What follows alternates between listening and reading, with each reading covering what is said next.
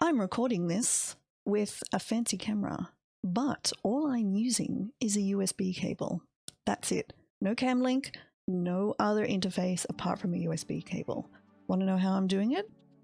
Hang around.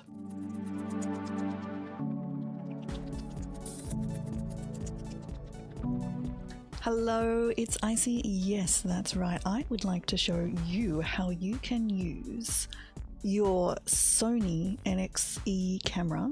So that's the 6000 range, the 5000 range, and possibly the earlier ones as well. How to use this camera without anything other than the provided software and a USB cable to use this as your streaming camera. This is a workaround if you don't have access to an Elgato CamLink or one of the other smaller HDMI converter thingies that you can get, which are considerably cheaper than a CamLink admittedly, but probably not as good as the CamLink. So this is a way that you don't need anything other than the camera you bought and a USB cable to use it as a streaming camera. Now, this method may work with other sorts of cameras. It will depend on the software that they're provided with. This is a maybe. The other thing I want to say is this is at good quality. This is not the default low quality that you get from using this in the software in the standard way. This is high quality software. Now, let me take you through it. Okay, you will need your camera. You will need your camera software. So I am using the Sony remote software. This is not the webcam software as provided by Sony. This is the existing older remote software. So it's part of their package where you can you hook your camera in with USB, you can browse the photos that you have on the camera, you can look at the videos, all of that sort of stuff. So you will also need some sort of streaming software. This is specifically for streaming, but there is a workaround which I'll show you at the end, which means that you can use this to then get a high quality signal out to a video conferencing. It's not optimum, but it will work. So let's get into it. So the first thing you'll need to do is hook your camera up to, where are we? To USB. So I have my USB cable here. I'm going to hook my camera in like this, and we're going to turn this on. I will put this on a stand. Whoop, take the thing off. I will put this on a stand in a minute, but we'll go from there. Okay, so you can see it says it's connecting, which is great. Now, what I have found is that I need to set the settings on the camera specifically to PC remote settings. It doesn't like auto. So you do need to go into the camera and switch that over. So that is a different setting to the USB mass file connection. So we can see the camera has appeared here. This is my one right here. So we will connect and you can see, there we go. Hi, how you doing? Are you good?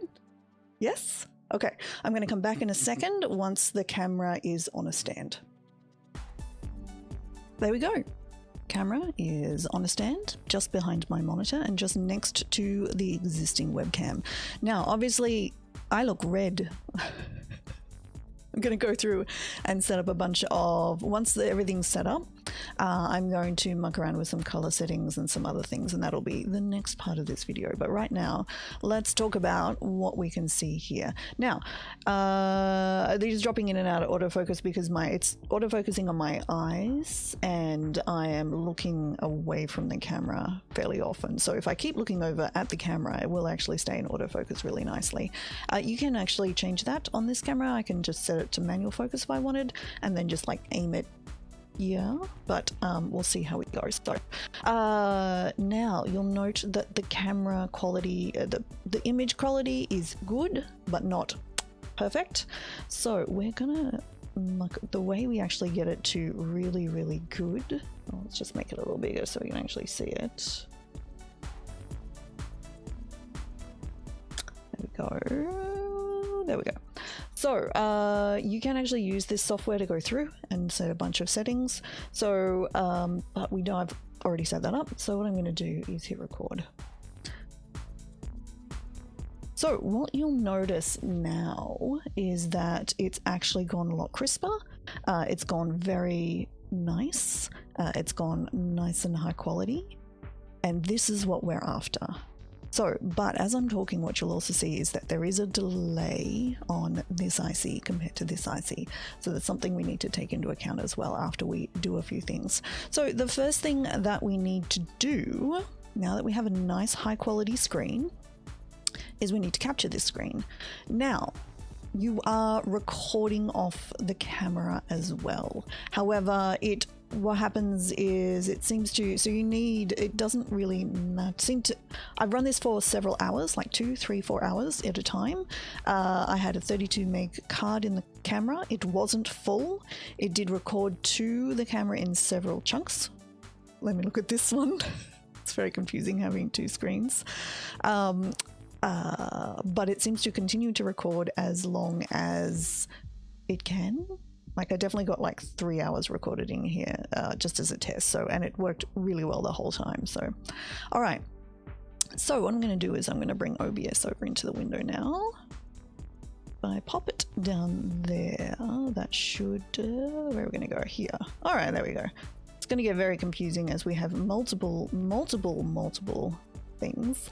So what we need to do is we actually need to set up a window capture. Actually, a window capture. So what a window capture is, let's put that there. So a window capture actually captures a named window. Now I've already set one up, but we'll just do it again. Because of course I needed to test this, as you do. Let's pop that. Oh, there we go. So it's now replaced everything, but as you can see, we're going to capture this window. So down the bottom, might just make this smaller so you can actually see what's going on. Here we go. So we're going to capture this window. Capture the camera window, basically. So we are capturing the window called remote. The capture method is automatic, that's fine. We are matching the title. In fact, we're going to actually do an exact match. So whenever this reopens, it should actually remember where it is. So I'm going to go okay. Now we've captured a window, which is fantastic, very helpful. That's great. Obviously, you can see a bunch of gumph around the edges of the window. Now we can deal with this in one of two ways. One way is we take a screenshot and we make an image mask. And we mask out around the edges all of the things we don't need. Now, I'm not going into that today. There you will find some other very fine OBS videos around about how to set up an image mask. I might do it as a separate video later, but we'll see. So, but right now, there is an easier way to do this. In fact, if you wanted to do this for realsies, to use this as a webcam, you would need to make an image mask. For me, right now, I'm just going to show you what we can do. So my trick is basically right now, very easily, is we just drag this. I'll just do it here so you can still, actually it doesn't matter. You can see me. Here we go. We'll do it this way and we'll switch to the new camera fully. I just drag it so you can't see any of the rest of the bits and pieces that you don't need. So now, this camera, we're on this camera fully now. You can see I'm out of sync a little bit. So what I do need to do, I'll pop this over here so you can see what I'm going to do. We'll actually need to go in and modify,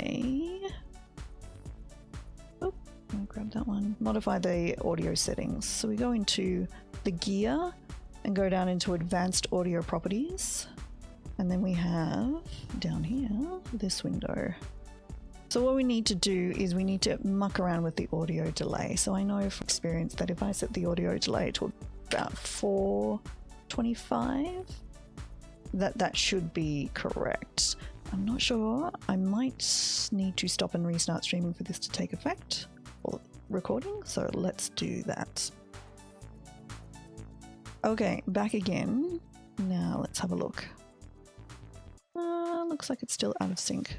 That's okay. It's not too bad. So one way I would suggest of testing to see if your camera is in sync and your voice is in sync is clapping. And then looking at this on a replay.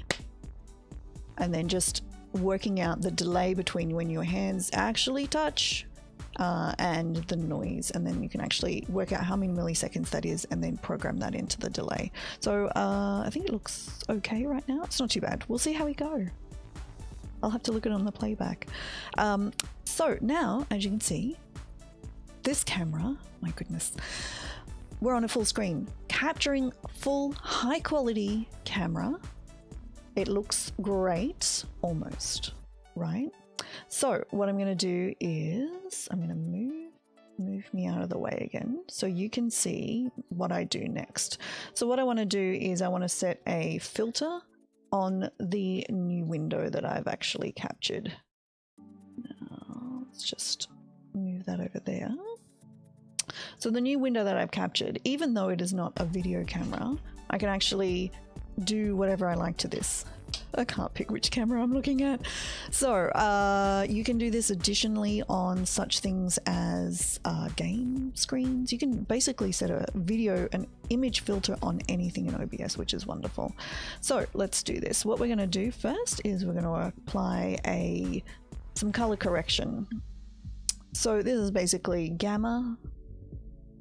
So I might just going to lift that up a little bit. You can see it's fairly dark. Even though I've got my lights on, it's actually still quite dark.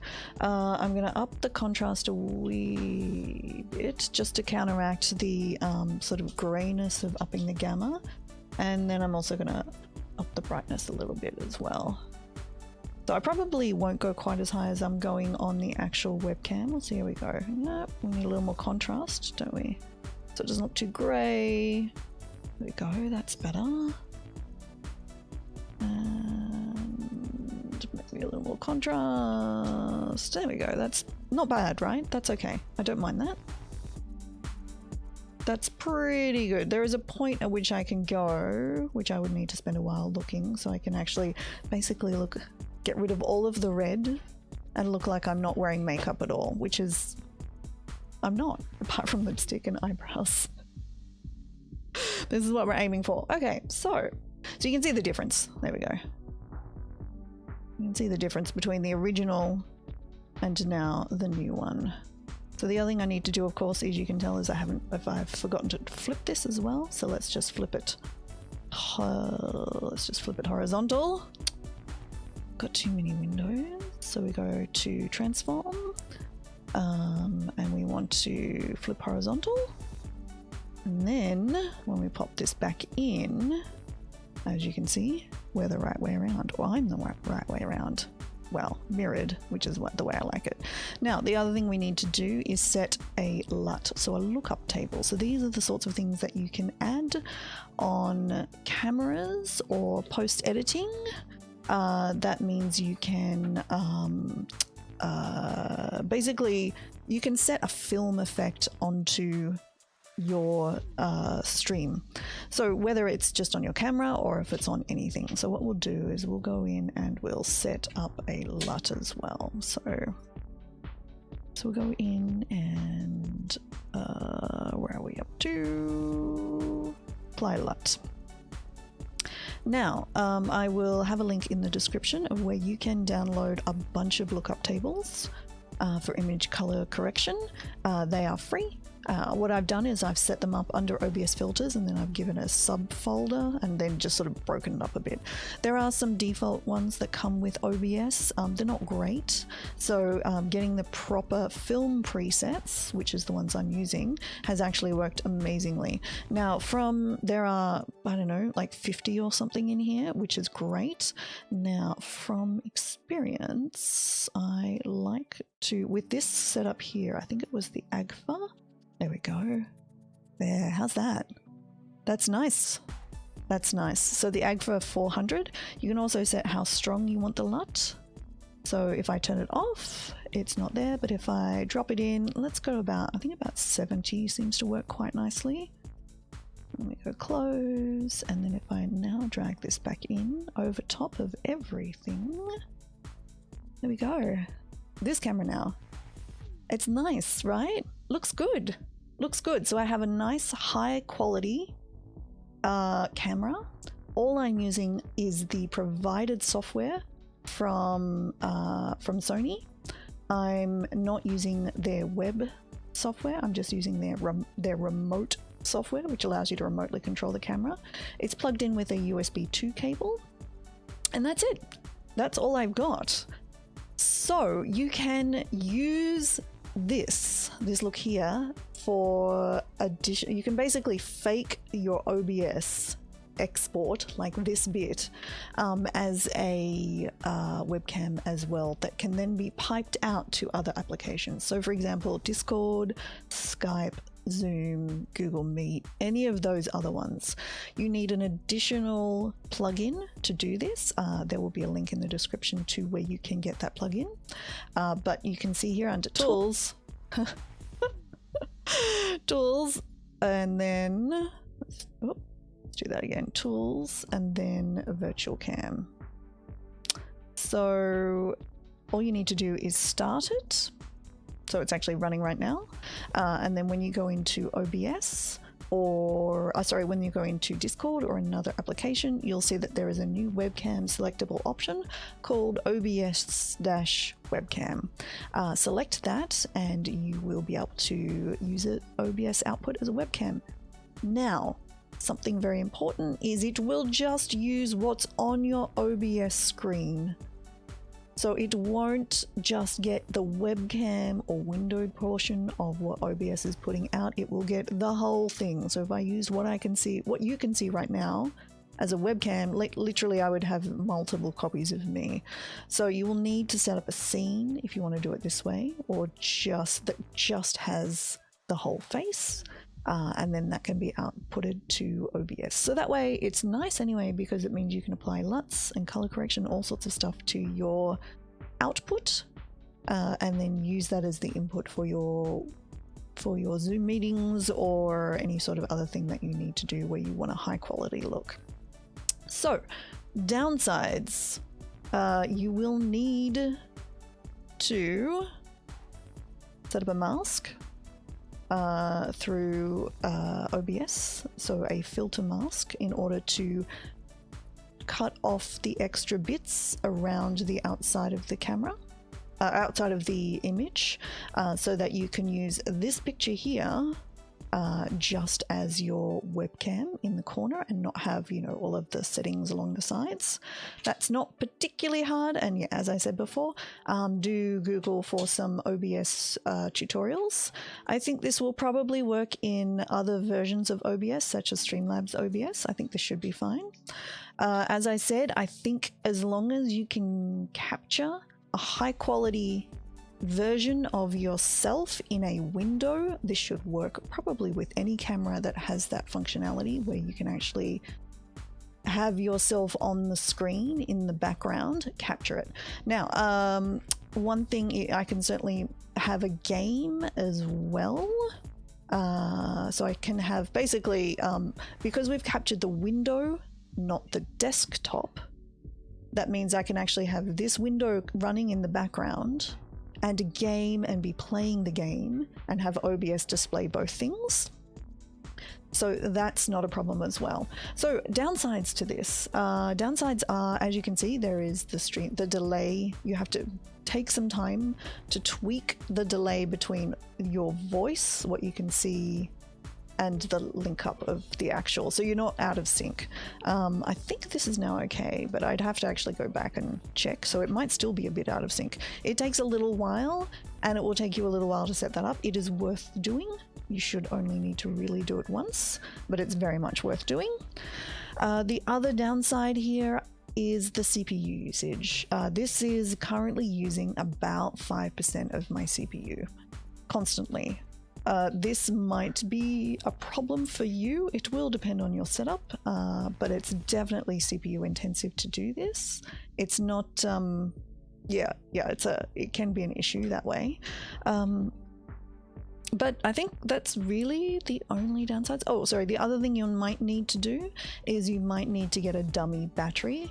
If your camera won't power sufficiently through USB for the entire stream, you may need a dummy battery as well. So they're relatively inexpensive. They're basically, certainly for the Sony cameras, they just have a fake battery and then like a cable coming out, you plug it into power. That's it, and you just put that into the camera and then it will run continually. So that's about it. I know from testing that 2-3 hour stream that I did where I was just at work one day, I was just working, I wasn't streaming anywhere, I was recording it. I used about, I don't know, probably about half of the full battery, maybe a bit less. So that might be something to keep in mind if your streams are short. Then you might find that your normal battery, because you do get a trickle charge in from the USB, that your normal battery might be sufficient. So certainly the remote software has a battery indicator on it. We go and have a look up there somewhere. So that might be sufficient for what you need to do. So it's very exciting. See how we go with this, right? Let me know if you try this out. I'd be really interested to know if you end up using this.